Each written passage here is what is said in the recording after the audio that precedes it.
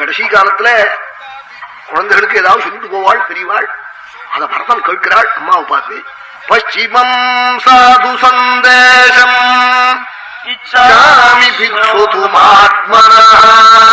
பশ্চিமம் சாது சந்தேசம் இச்சாமி ஸ்ரோதுமாத்மனா.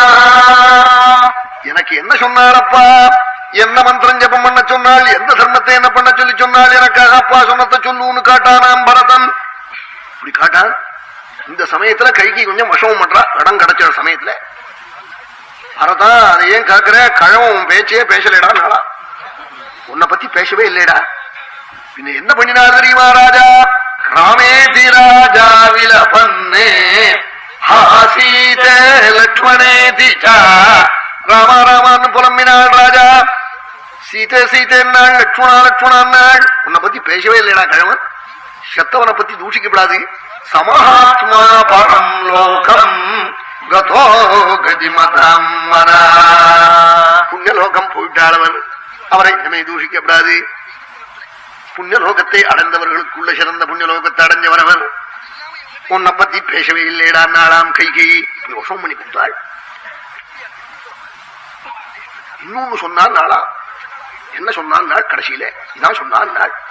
சுத்தார்த்தாஸ்தே நராராமம் அகதம் சீதயாக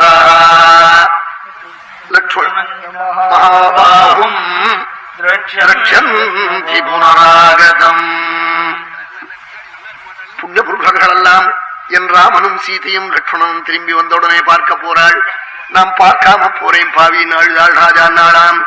சுத்தார்த்தாஸ்தே நராராமம் அகதம் சீதயா சஹ லக்ஷ்மணஞ்ச மகாபாஹும் ரக்ஷந்தி புனராகதம். திரும்பி வந்த ராமலட்சுமண சீதை மூன்று பேர்களையும் புண்ணிய புருஷர்கள் எல்லாம் பார்க்க போறாள். நாம் பார்க்காம ஷாரே நாள் ராஜா நாளாம். பரதனுக்கு திவிதீயா பிரிய சம்சனாது, இரண்டாவது அப்பிரியம் காதல் விழுந்துதான். அப்படியானால் ராமலட்சுமணால் சீதை மூன்று பேர்களுங்கன்னு கேட்டாளாம்.